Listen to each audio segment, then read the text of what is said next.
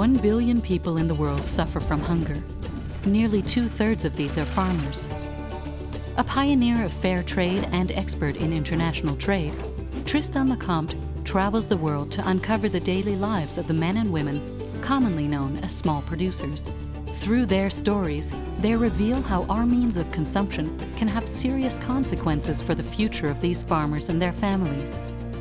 Consequences that can be tragic or have considerable positive impact on living conditions. This is what Tristan Lecomte invites us to discover through an investigation that takes us to other worlds.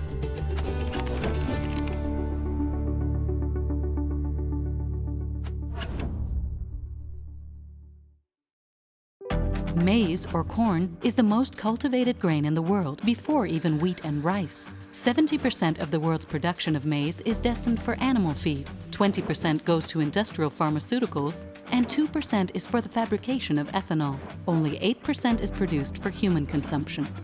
Both producer and large consumer of the grain, Mexico requires around 30 million tons of maize to meet its internal demand. 20 years ago, the country was able to produce enough maize to cover all domestic needs. But today, Mexico has to import the equivalent of 1/3 of its annual consumption. Over the last 20 years, Mexico has lost its food sovereignty of rice, wheat, and corn. National production is no longer sufficient to satisfy the population's needs, and the country must buy in the grain it lacks from the international market. By examining the maize industry, Tristan is going to try to understand how a country can go from self-sufficiency to dependency in 20 years. Tristan's investigation starts in the United States, in San Diego, 100 kilometers from Mexico. Mexican immigration into the USA, which first started in the 1960s, is considered the largest migratory flow of humans in history. A border of 3,200 kilometers separates the country with the strongest economy in the world from one where poverty affects 50% of the population. Today, 20 million Mexicans live officially in the United States, and 10 million are undocumented. In the 90s, immigration had reached such levels that the Americans literally closed the border. They started to build a wall covered in high-tech surveillance material, stretching over 1,000 kilometers. And construction continues today. When finished, it will be the largest construction in history after the Wall of China. Tristan is meeting with Enrique Morones, the president of the Border Angels organization. He and his volunteers try to give all possible chances of survival to those who make it over the wall, because on the other side lies the American desert. Between the heat, run-ins with drug smugglers, and the presence of private militia, there are many that will die upon arriving in the United States. So here it's the border with Mexico, right? That's right. Right now we're in the United States. This is Jacumba. Just a few meters, 2 meters over is the wall, what we call the wall of death or the wall of shame. Operation Gatekeeper. Right behind that wall is Mexico, Jacume. Because of this wall, more than 10,000 people have died. Because people have to go over the wall, under the wall, or around the wall, where you can see how it ends back there. So the people are crossing the only way they can, because they cannot get a visa. There's no visas for them. They're too poor. They don't qualify for a visa. So they risk everything to come over here to feed their family. And there's some people that want more wall and more border patrol. That's what is in the Senate bill right now and in Congress. We don't want that. If they double the size of the wall from 700 miles to 1,400 miles, which is 2/3 of the border, and they double the size of the Border Patrol from 20,000 to 40,000 agents, that guarantees at least 300 more deaths a year. Back in 1986, a woman told me about people living in the canyons. And I went to those canyons and I could not believe that those still got some water in it. Here's another one that we left here before. See, and then sometimes people write stuff on this. Like somebody wrote something on this one. God loves you. This was written by one of the students. We usually don't write, but this group came with me. And because I remember they started writing things. Because the people want us to be able to see it. Yeah, you can pick up those. Thank you. Look, Enrique, somebody slashed it. See, so that one there was slashed by somebody. Some people don't appreciate what we're doing. So you can tell it's slashed, because look at that, that's a clean cut. It's just a clean cut. Those who manage to climb over the wall can only hope for a life as an illegal immigrant. Why do so many want to take the risk? The answer lies on the other side of the wall, in Mexico. Direction: Mexico City. The capital remains the destination of choice for people fleeing the countryside, and a stopover for those who want to try their luck in the USA. Today, the megalopolis numbers over 20 million inhabitants. 80% of the Mexican population live in towns, but for a large part of them, this means shanty towns. Rural exodus is a common phenomenon in every country, but in Mexico it has grown on an exceptional scale and is transnational. Every year, the money sent from migrants to those back in Mexico is the second largest source of income for the country. In the 80s, the United States decided to stop this migratory flow. It was at this point that the idea of an economic partnership designed to boost the Mexican economy was born. In 1994, this was achieved with the signature of the North American Free Trade Agreement, NAFTA.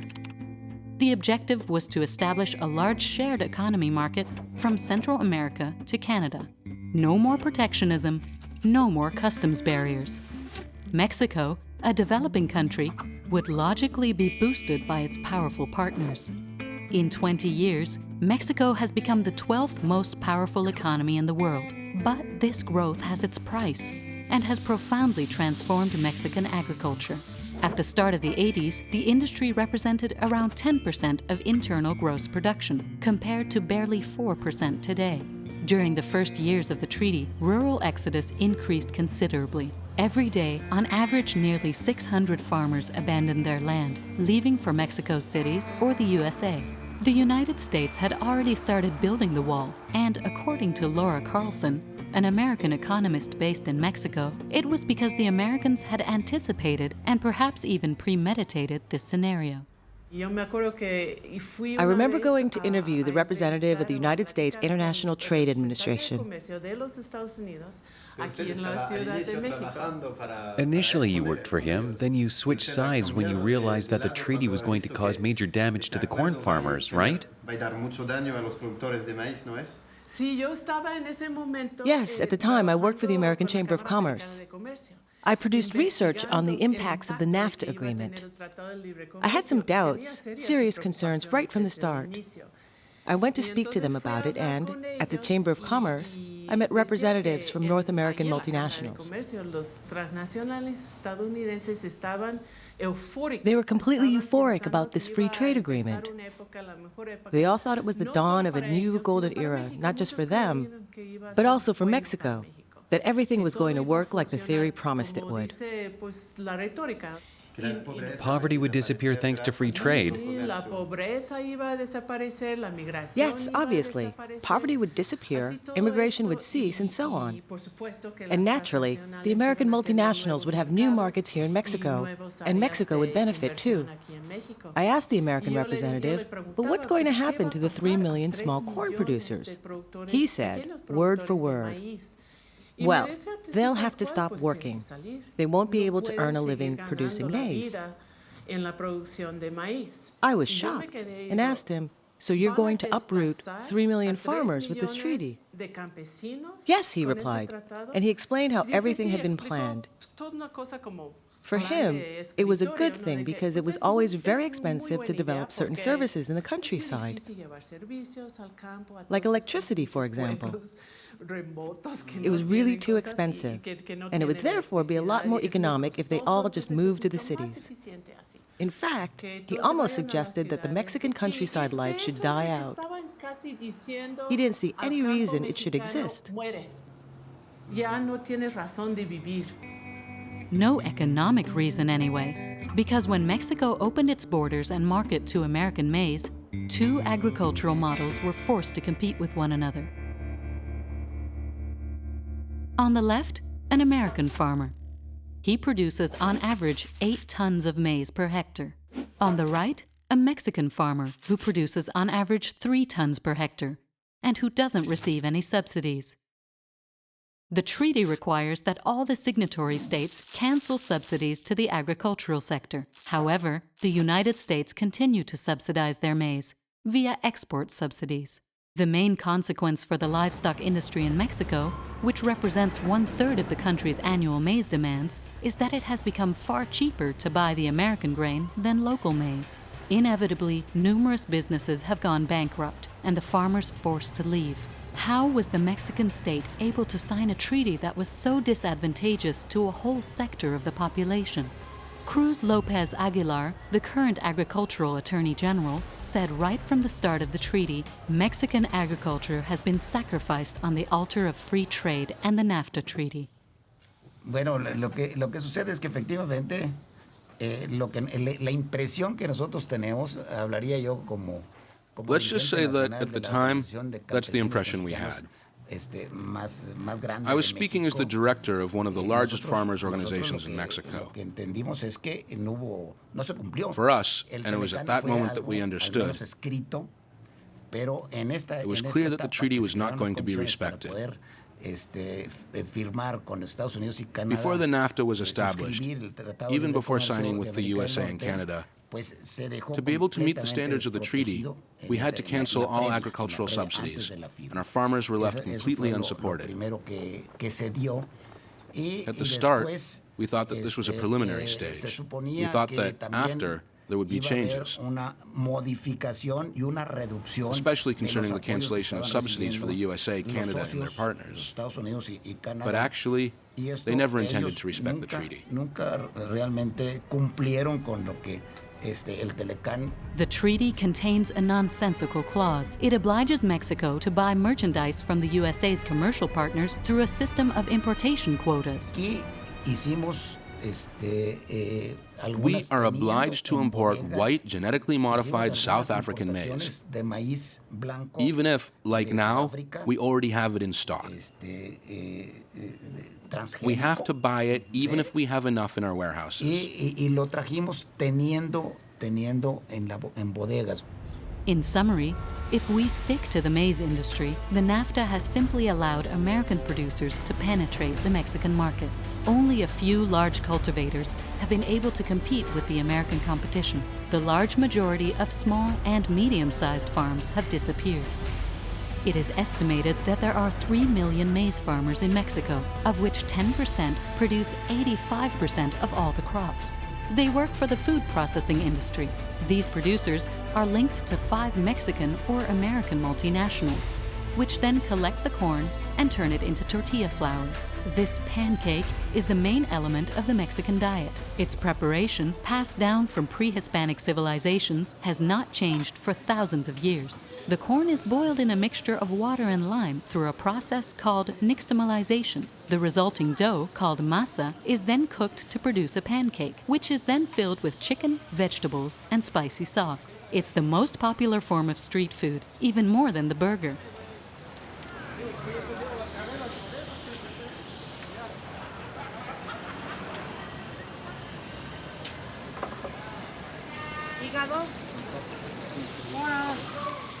Pero sin carne, por favor. No meat, please. Así, gracias. Thank you, that's great. Perfecto. ¿Cuánto es? How much? Sí. ¿Cuánto es? 10. 10. 10. ¿Es usted que... Is it ¿Es you usted who que makes hace the tortilla? La tortilla misma? ¿Sí? No, I buy it. ¿La compra? ¿De Okay, dónde? you buy it. Where? Here, at the April 2nd market. Ah, ok. Es hecho It's con, made with corn. Con maíz, ¿no es? With corn. Mexican ¿Maíz de corn? México? Yes, yes, we don't buy imported corn.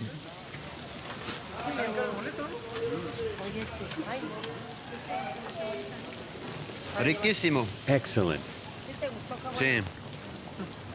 Muchas gracias, señora. Buen día. Buen día. Chao. Suerte. Gracias.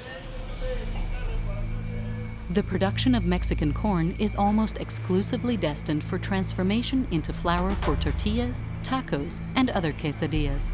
Sold ready for use, the flour is distributed among licensed tortilleros, who then add water and cook it. Ingrediente: maíz blanco, agua, cal.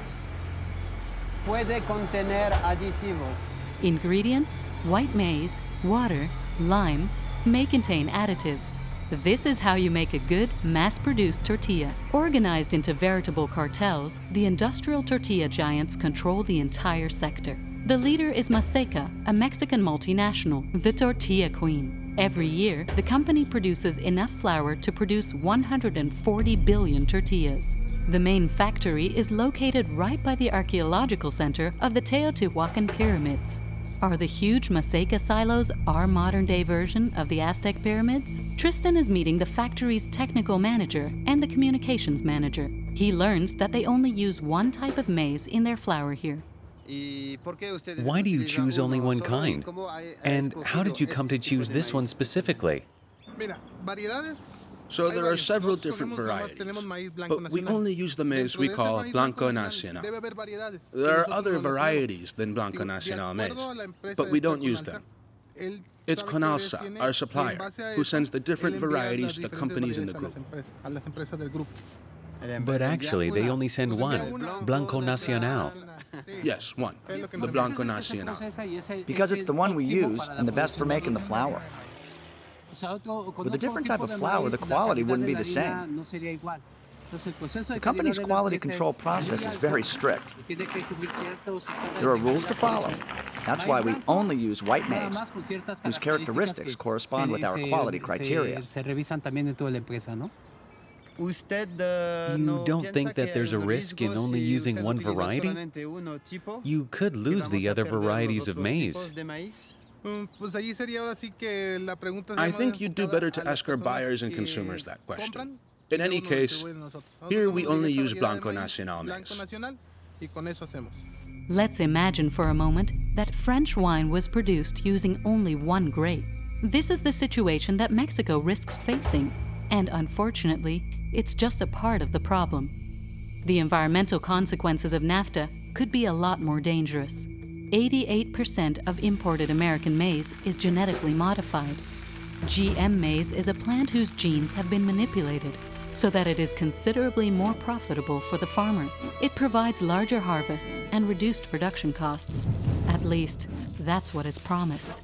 There are two main families of GM maize: plants which genetically contain their own pesticide, and plants which are resistant to certain herbicides, allowing the farmer to destroy all of the field's natural vegetation, except for the maize. It is interesting to note that it is the same multinational that commercializes GM maize and the herbicide it is resistant to. In 2013, 1 month before the arrival of Tristan, the Mexican federal court, pushed by society and farmers' organizations, officially banned the planting and research of transgenic maize. Alfredo Acedo is the president of UNORCA, the National Union of Autonomous Regional Peasant Organizations. Rallying is working well. Yes, there's been a lot of pressure from researchers, environmental groups, and scientists. There is a large organization of very important scientists here in Mexico who work closely with students and producers. The government is deaf. They need to be shouted at. Their ears are blocked with dollar signs. If there hadn't been so much protest, we would be drowning in GM corn.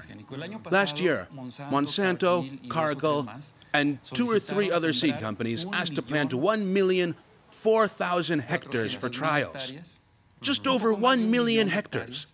But they were refused. This year, they applied to plant again, especially in the north of the country. They said that there weren't any native Mexican varieties of maize up there. But they're wrong, there are.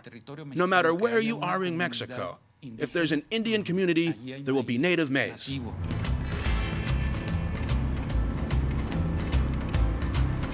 Is imported GM maize a threat to native maize? To find out, Tristan meets with the Professor Reynoso, a biotechnology specialist. According to him, the situation is worrying.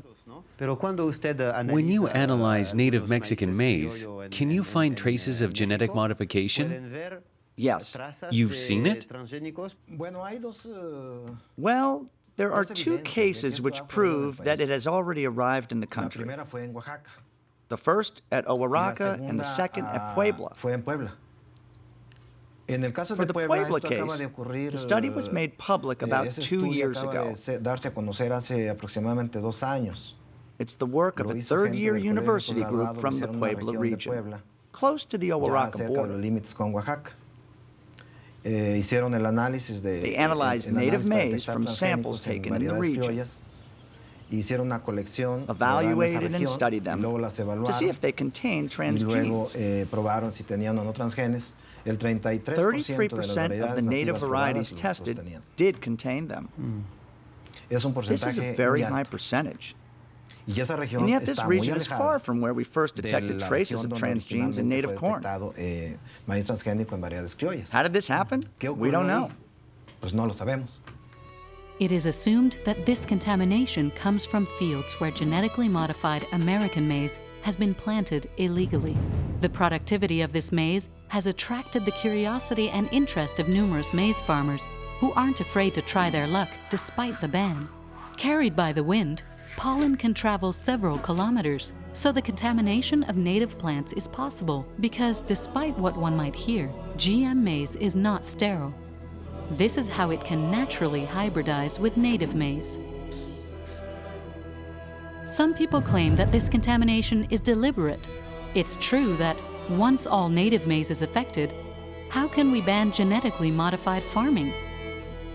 The consumers will be faced with a fait accompli, and according to Professor Reynoso, it's likely they'll end up accepting it.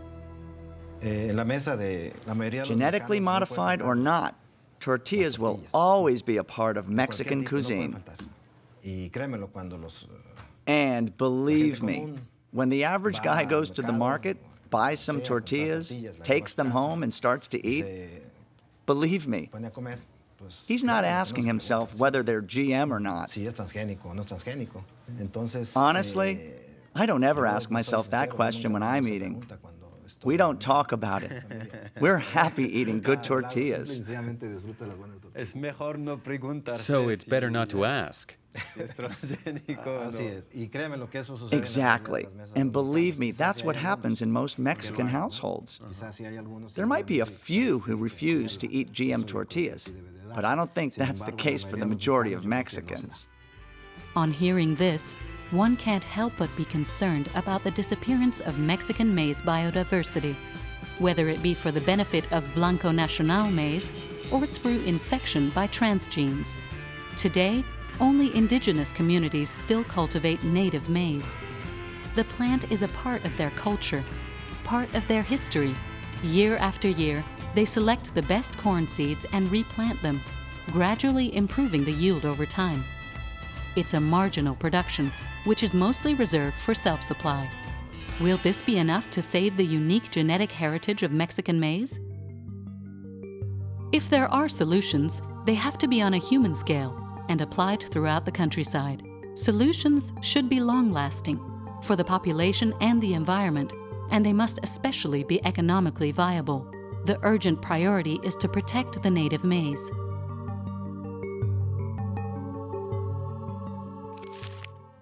Direction: the state of Oaxaca, the granary of Mexico, the home of the cereal we know today. Tristan Lecomte is meeting with Professor Arango from INIFAP, the National Institute of Agricultural Research. His department is responsible for preserving the extraordinary diversity of Mexican maize in the region. His role is to store and take an inventory of the native seeds that the indigenous communities still cultivate in the state of Oaxaca. In this catalog, we have recorded all the information on every variety and all the phenotypic characteristics of every specimen. How many varieties do you have here? We have 1,800 specimens here at the moment, which come from 16 indigenous groups in the state of Oaxaca. Mexico is the origin of a diverse variety of maize.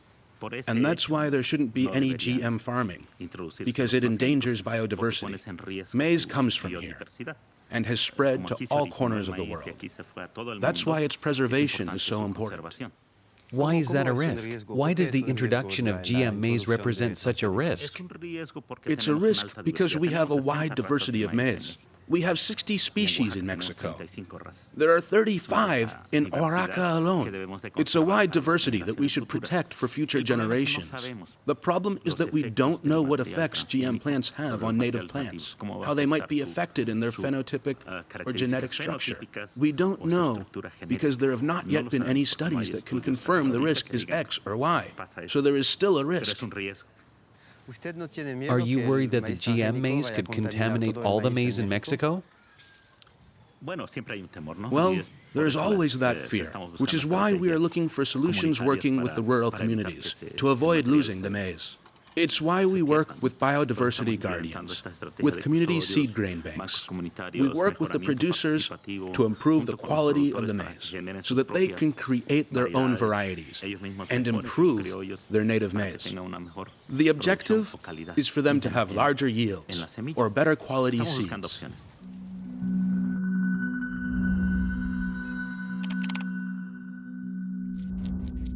A 100 kilometers away, in Nochislan, Tristan meets one of these biodiversity guardians, Jesus Leon Santos. This farmer formed SEDECAM in the 80s, an organization which offers a support network, training, and advice to farmers in the region. SEDECAM promotes sustainable farming, focusing above all on feeding the family. It is through this traditional knowledge that he found a different agricultural approach. Jesus Leon brought back milpa, an agricultural practice used by pre-Hispanic people.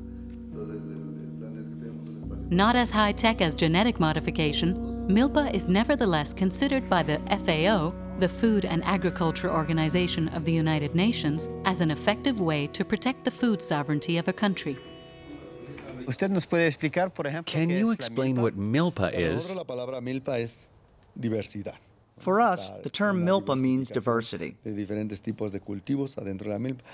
the diversification of several types of plants within one cultivation system. We plant green beans, broad beans, squash, and tomatoes together with the maize. All these elements make production not only diversified, but it also produces a large amount of food for the family. Depending on just one plant is a risk. There might be an epidemic, a drought, or flooding. You risk not being able to provide food for people. If I understand this correctly, at SEDECAM your goal is to preserve, protect, and promote these ancestral techniques.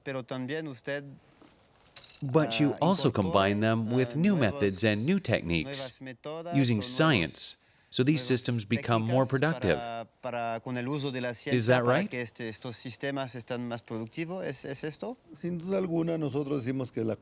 We believe that the intelligent combination of local know-how with scientific knowledge and techniques can, as long as the partnership is an equal one, result in the creation of a durable production system.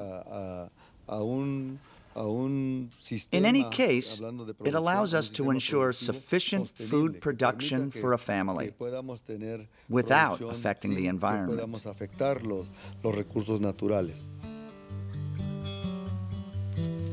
SEDECAM also enables us to respond to a new migratory situation. In 2013, for the first time ever, the number of people returning to Mexico is equal to the number leaving. The economic crisis in the USA and the crackdown on illegal immigration are the principal reasons. Among those returning, many wish to come back to work on the land. Thanks to SEDECAM, they are able to find technical support within a community of experienced farmers. Have you already seen people coming back to work on the land and using the solutions that you suggest? There are more and more people who believe that it is possible to stay here. And what's more, there are others who have returned. The person you're going to meet tomorrow is someone who emigrated. They came back, and now they live on the produce from their plot of land. They're a real example. It's not just as if I said, yes, it's possible. You'll have a real example of a family who emigrated, came back, and who now live on what they grow. This family is that of Don Abelino. He's the current president of SEDECAM and belongs to the Zapotec community. He left for Mexico City when he was a teenager and lived there for a while. But he came back with his wife and 3 daughters. In the region, water shortage is common. The soil is eroded. There's nothing very appealing about the land. From a farmer's point of view, it implies a huge amount of work without even knowing if the harvest will be enough to feed the family. In short, these are extremely difficult conditions for any type of cultivation, except maybe for the famous milpa, which allows the cohabitation, the collaboration even, of different produce around the maize. This is milpa? This is milpa, yes. We call it milpa because there is a synergy. For example, here between the maize and the beans. This climbing bean wraps itself around the plant and produces its fruit. But what's more, the bean anchors the nitrogen in the soil, which helps the milpa to better develop. The bean gives nutrients to the maize. We can also plant other species, like broad beans or zucchini. There are lots of plants which grow here, all of them edible. There are calites, beans, green beans, and squash. It's the combination of all these cultivations that we call milpa. Here, in this plot, we can produce lots of things, including these flowers, which we use for the animals to feed them. So today you're working with nature, never against it. Yes. Because I avoid using chemical fertilizers and insecticides that kill off a lot of small bacteria, which are actually beneficial to the plants. And despite that, there are no illnesses, nothing. These beans you see, for example, they're healthy. They're edible? Yes.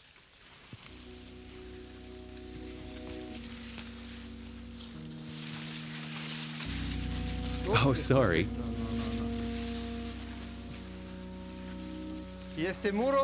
That wall there, it was built by people from the community? By my family. To avoid erosion? Yes, exactly. Rainwater creates a ravine down the field.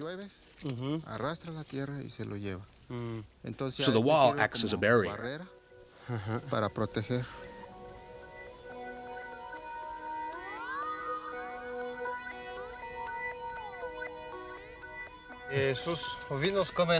So your sheep, they eat... These plants. That's what we feed them with. I put them in this enclosure to collect the manure, which I then use to fertilize the vegetable patch. We only use natural fertilizer, and we also compost to give the plants a little more vitality. Nothing is wasted. Everything is reused. Yes, everything. Absolutely everything.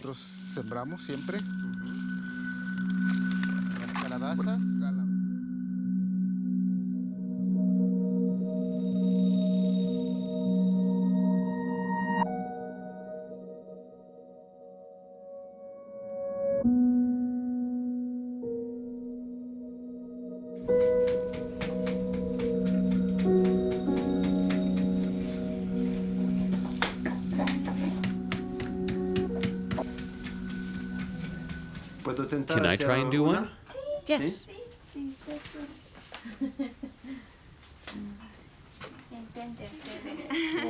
I need it like this? Yes, yes. I take a piece? Yes, a piece. Like this. A little water. Like that? Shall I put it on?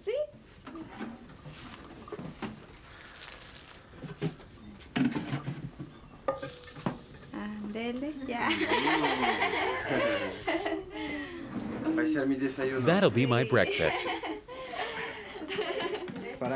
Do you eat 2 to 3 tortillas at every meal?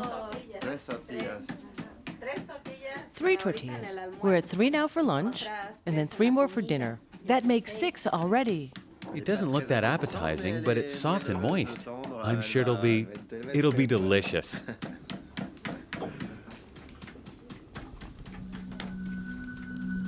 If small producers left their land, it was because they could no longer feed themselves from it. By implementing a different system to that of intensive agriculture, certain producers like Abellino have come back, not just to survive out in the countryside, but to adopt a new way of life.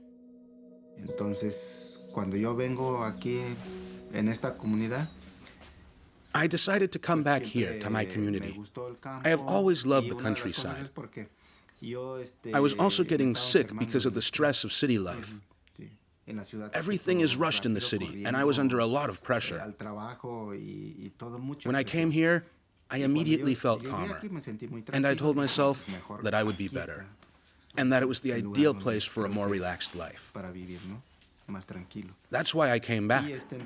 When I met Jesus Leon, he told me, here in the countryside, you can do a lot of things to improve the food supply. At the start, I wasn't convinced, especially when I saw what the land was like. I told myself it would be impossible. You thought it was impossible? Yes. Impossible to do what he was asking. I didn't believe a word. He spoke about reforestation, preserving the soil, and so on. And I asked myself, what's the point of planting trees? It's not necessary. But he explained why, and how the ground could regenerate, be restored, and all that. Well, it was at that moment that I said to myself, okay, I'll listen to him and see what the results are.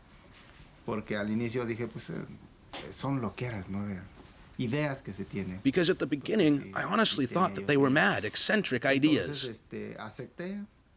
Finally, I agreed to follow him. And we started organizing workshops with other families. I enjoyed that.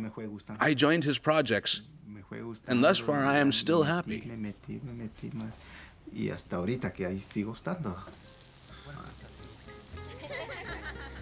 Today, the family can share or sell excess produce at the local market.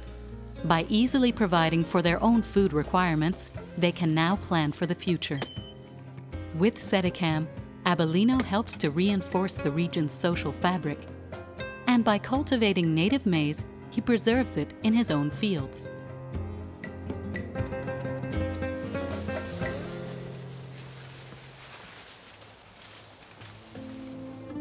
Tristan is going to Oaxaca, the gastronomic capital of Mexico.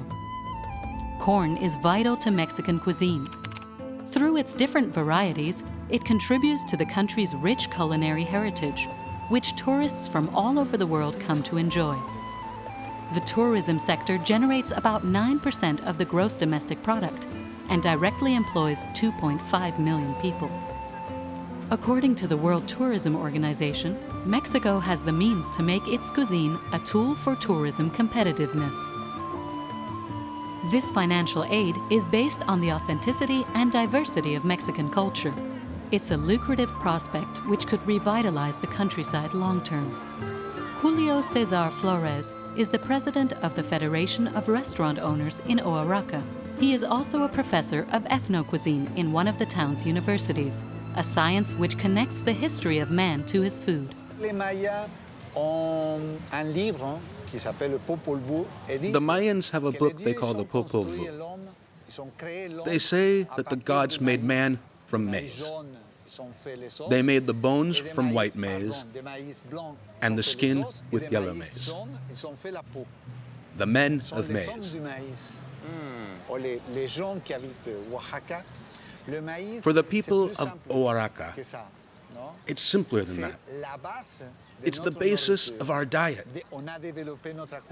We developed our culture thanks to maize, and our lives revolve around it. It's an incredible plant. It feeds us, gives us life, a reason for being. The fact that we can distinguish one maize from another, that's our strength. Because I am always going to demand that my tortilla be made using my corn. We can't live too far from maize. Otherwise, we die. Death is very present in Oaxaca, albeit in a rather festive atmosphere, a few days away from El Día de los Muertos, the Day of the Dead. The town is buzzing with excitement. The population has doubled thanks to the influx of foreign tourists who have come to immerse themselves in the folklore of this traditional celebration. Following the advice of Julio Cesar, Tristan is going to test Edgardo's specialties. A former corporate lawyer in the United States, he left everything to take over the family restaurant and give it a more gastronomic quality. Good evening. Good evening. Is everything okay? It's very good, thank you. What's your name? Tristan. Nice to meet you. I'm Edgardo. Listen, please forgive me, but I'm a little busy right now. If you're interested in my cooking, why don't you come with me tomorrow to the Tlacolula market? Some of my family live on the coast, but the other half live in the valley, the Tlacolula Valley. So I'd like to invite you tomorrow. We can meet there and talk as much as you'd like. What do you think? Listo. Hasta mañana. Hasta mañana. Nos vemos mañana. Cuídate. Bye. So, Tristan joins Edgardo at the Tlacolula market the next morning. And, even if we can't avoid the inevitable Maseca tortillero, there is still local produce that comes from all over the state of Oaxaca. What corn do you recommend for my tortillas? Well, preferably the yellow corn because it strengthens the bones. There's calcium in it, yellow and black. Did you sow the maize yourself, madame? Yes. You sowed it, grew it. Yes, it's all natural. We don't use any fertilizer. And that's a good thing because we don't damage the earth. With fertilizers, it becomes more sandy. The soil where this maize grows is top quality. We're not going to ruin it.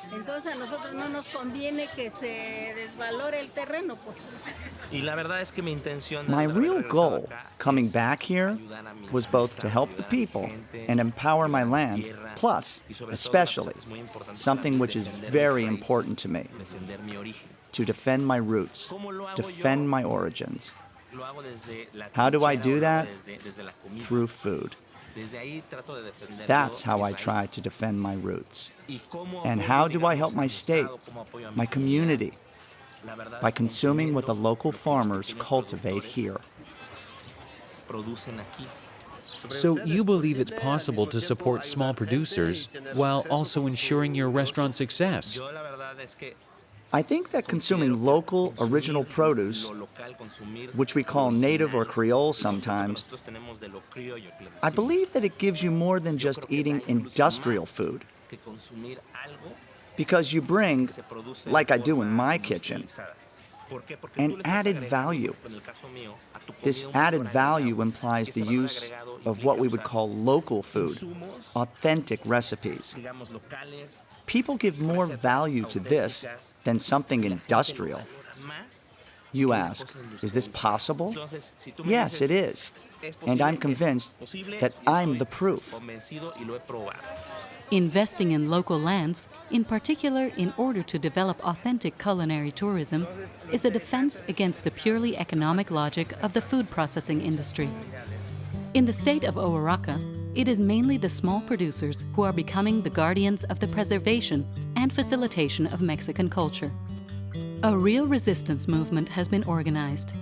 It's a fight which is built upon the desire for variety and diversity, which we also find among the younger generations. A desire that Julio Cesar encourages in his students. The ethno-chef takes Tristan 50 kilometers outside of Oaxaca to a Mixtec community. On the agenda today, making tortillas in the Mixtec style. Where are we now, Julio? We're in Teotitlan. It's called Teotitlan del Camino. And these are the students who are the future chefs. The future chefs. Hello. How are you? Thank you for coming.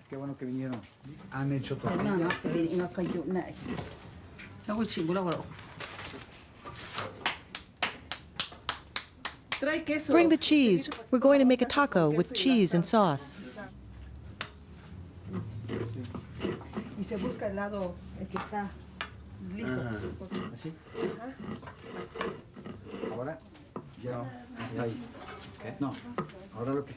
Now what you have to do is take a small amount. But first you wet your hand. Like this? There you go. make a small ball. You place it there so that you can flatten it. From one hand to the other, turning, there.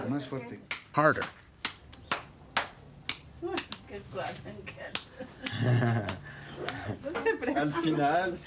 Well, that's that. Fuerte, segunda vez. I hope it's properly flat this time. Whoa, amazing. So this is a typical tortilla from Oaxaca? Very large? Or is it the same around the country? No. Each region has its own way of making tortillas. Sometimes the tortillas are small. It depends on the culture. For example, the Mayans in Yucatan make a very small and thick tortilla. In Chiapas, they make them over banana leaves and prepare them by hitting them. Others prepare them by hand, like the lady was doing. It depends on the region and the type of corn you use.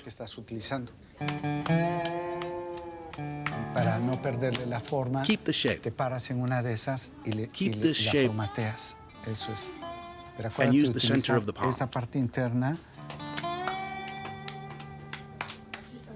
The meeting results in a fun scene where, for once, progress serves tradition.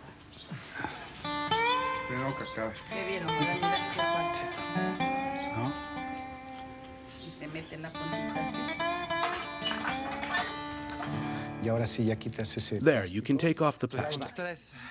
Here's the tricky part. It's your turn.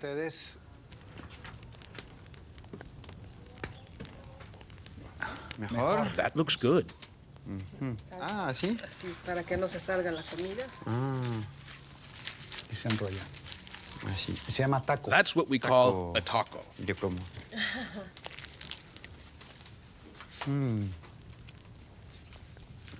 Il y a un équilibre dans le goût. C'est très évocateur du goût. The flavor is balanced. It's very evocative of the specific taste of corn. We tried some maize grains just before, and it's slightly woody, a balanced flavor. It's not bitter. It's not... There's a real finesse to this taco's flavor. It's a bit like a delicious crepe made with whole grain flour, compared to an industrial crepe that's been sitting in a plastic bag for a week. There's no comparison. And that's why, for this reason, for the love of taste, native maize needs to be preserved.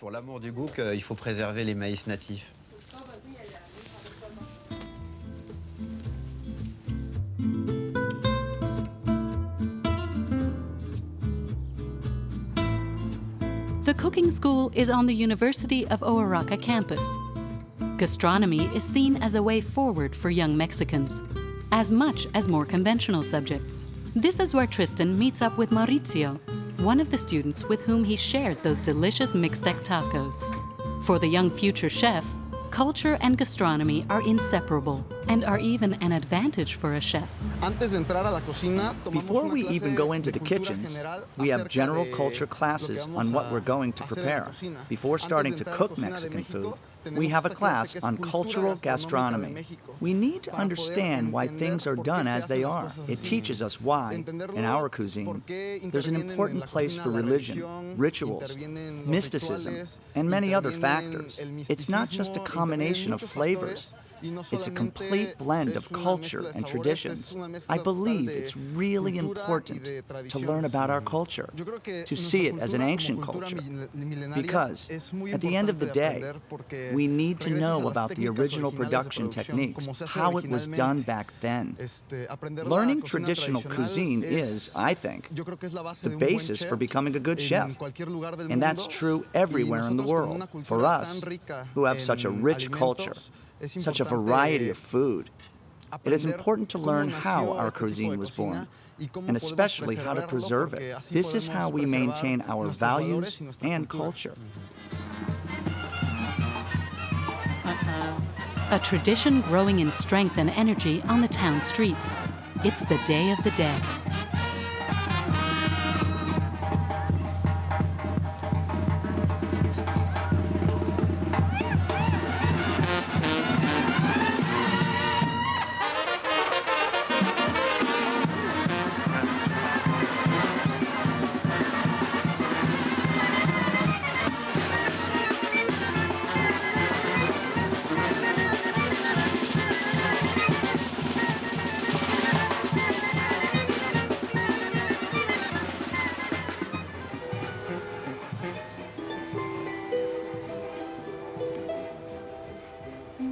The grand finale of the celebrations starts on October 31st in the evening, shortly before All Saints' Day from the Christian calendar. Every family prepares a meal that they can then share with those from the afterlife.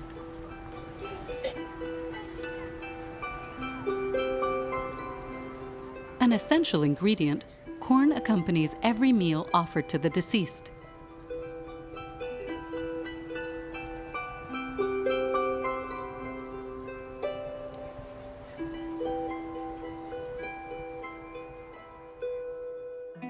With the NAFTA treaty, millions of small producers have been robbed of their means of survival in the name of an economic boom from which they do not even profit. Protecting native maize means giving Mexican farmers the chance to live on their lands. They will be able to preserve and cultivate a cultural practice on which the identity of an entire people is built. It seems a difficult task, but by the end of his investigation, Tristan is convinced that here, resistance is growing in the fields and on the plate.